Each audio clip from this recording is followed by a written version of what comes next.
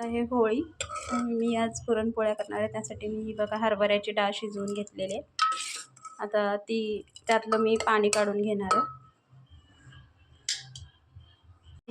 येळवणीची आमटी करण्यासाठी हे आपण त्यामध्ये गरम पाणी टाकणार आहोत आणि ह्याच्यातलं जी डाळ आहे ही आपण काढून घेणार आहोत आणि पाणी आपण आमटीसाठी ठेवणार आहोत. पुरण करून घेणार आहोत. त्यासाठी मी हा किसलेला गूळ टाकते आणि स्वादासाठी आणि चवीसाठी थोडंसं हे मी वेलची पावडर टाकणार आहे, सुंठ पावडर,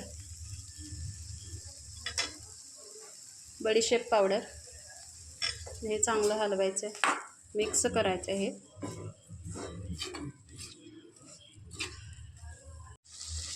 हे बघा आता असं पुरण तयार होणार आहे. आता हे आपण डाळ वाटून घेणार आहोत. कटाची आमटी बनवण्यासाठी आपण जिरे, खोबरे, कोथिंबीर आणि लसूण आणि त्याचबरोबर हा कढीपत्ता घेतलेला आहे. हे सगळं आपण वाटून घ्यायचं आहे. असा मसाला आमटीसाठी वाटून घेतला, जाडजाडच वाटायचं आहे. आता आपण आमटीला फोडणी देणार आहोत. देण्यासाठी असं तेल तापवून घ्यायचं आहे. त्यात कढीपत्ता टाकायचा.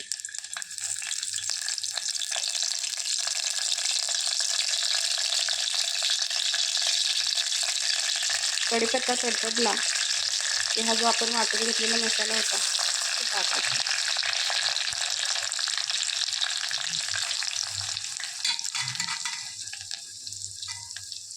मसाला चांगला भाजून घ्यायचा खरपूस.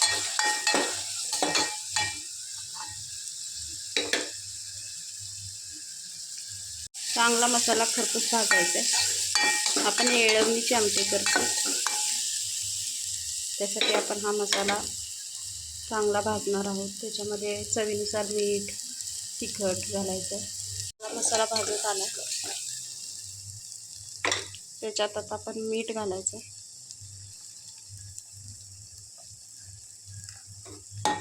हलवून घ्यायचं.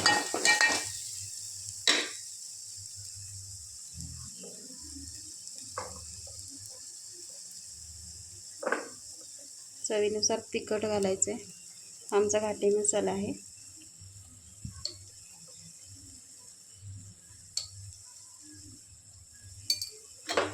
चांगलं हलवून घ्यायचं. आपण मगाशी जी येळवणी काढली होती ती आता ह्याच्यामध्ये टाकायची. आपली आमटी तयार होणार आहे. आणि वरून आपण कोथिंबीर आणखी घालू शकतो. जास्त कोथिंबीर घातली, वाटणामध्ये आपण जास्त कोथिंबीर घातली की आमटी थोडी काळपट होते, म्हणजे छान होते. आता छान खमंग सुटलेला आहे. हा बघा मसाला कसा काळा पडला आहे, तर भाजलेला आहे. त्याच्यात आपण आता हे जे येळवणी काढली होती ती आपण टाकणार आहोत. थोडंसं आपण हरभरा पण ठेवलेलं, डाळसुद्धा ठेवलेली होती, तीसुद्धा आपण त्याच्यामध्ये टाकणार.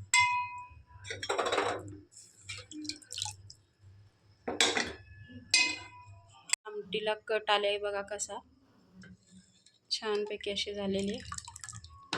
ही आहे कटाची आमटी. पुरणपोळीवर छान लागते. इकडं आपण पुरणसुद्धा वाटून घेतले. पीठ असं छान मुरलेलं आहे कणिक, आणि हे असं पुरण वाटून घेतलेलं आहे बारीक. आता आपण हा गोळा घेणार आहोत आणि पोळी तयार करणार आहोत. असं भरपूर असा पुरणाचा गोळा करून घ्यायचा आहे आणि तो या आपण जी वाटी करून घेतली आहे त्याच्यामध्ये भरायचं. हा गोळा तयार झाला आहे. आता बघा तुम्ही पिठावर लाटू शकता किंवा तेलावर लाटू शकता. पोळी लाटून झाली आणि तवा पण तापलेला आहे. तव्यात टाकून घ्यायची पोळी.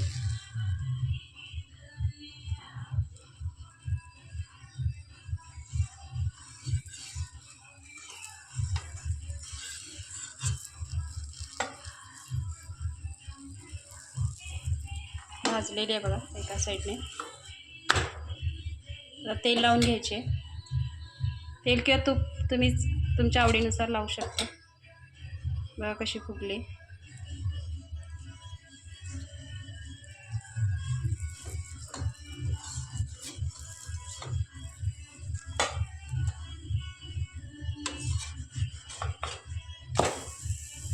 या बाजूने पण लावून घ्यायचं तेल.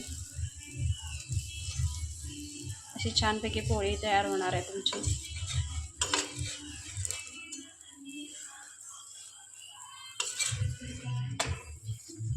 भाजल्यानंतर काढायची.